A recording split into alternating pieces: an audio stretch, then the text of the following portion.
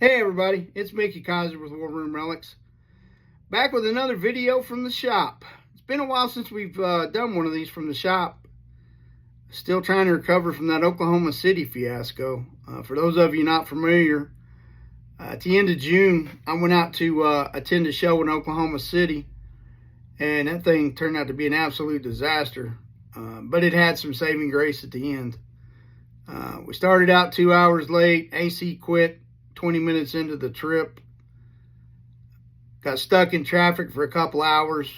So 2 hours from home. We're 4 hours behind. Then the right front tire blew out. 3 more hours waiting to get that fixed. So first day we spent 14 hours on a 13-hour trip. And when we stopped, we still had 6 hours to go. Got there. Truck got broke into. I was missing about $76,000 worth of stuff. But the boys in blue out in Oklahoma City was Johnny on the spot. I got broke into between 1:30 and 2:15 Friday morning. Monday morning, they were calling, telling me to come and get my stuff. And they recovered, out of 98 pieces, they recovered 70 pieces of it. So that was a big help. Then when I went to go get it, my dad's car broke down. I had to get pulled in on a wrecker, so it's been a rough month. I'll be glad when this one's over with.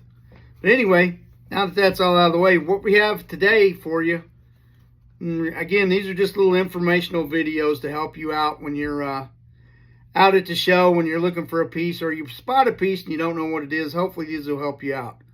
This, pretty sure y'all know what it is. It's a first aid pouch. This one is a dual purpose one. This is from the Vietnam era, and it is a model 1956 first aid / compass pouch. Now, this is part of the program from 1956 when the infantry board revamped their LBE or load bearing equipment. And those change with acronyms as well as models to LCE load carrying equipment. And from the Vietnam era, 65 to 75, somewhere in there, maybe even 62 to 75. These were known as part of the ALICE system, the Advanced Lightweight All-Purpose Carrying Equipment. So when you hear somebody talking about ALICE clips, this is what they're talking about. Depending on what the piece of equipment is, canteens, ammo pouches, things like that, they normally have 2 clips that slide over the suspenders or the pistol belt. But no need for 2 on this one. A single ALICE clip's what attach this to your suspenders or your pistol belt. This is a second pattern, 1956 or model 56. You can tell that from the extra webbing around the edges of it and the little eyelet on the bottom for drainage. Vietnam was a very humid jungle environment, so anything they could do to keep stuff dry, they vented these or put the rivet on the bottom, so if you got into any kind of water, it would drain out, depending on what you were carrying in here. I don't know if you can make out that stamp or not, but at the top part of it, the top line says case, field, first aid, dressing, and then it says dash, illuminated magnetic compass, M-1956. It has a quartermaster's contract right here. But this is how you date them. The DLAs, DSAs, they start out with 100 dash, a 2-digit number after that, and that's the year ending that thing was made, like 79. DLA 100-79 means that thing was made in 1979. This one ends in 67. So this is prime time Vietnam production. And they were dual purpose. You could either carry a lensetic compass, or you could carry a first aid pouch or a first aid dressing in here. This one's got some stuff in it, but it's obviously not military. I don't know who puts the stuff in here, but it's what it came with, so I just left it in here.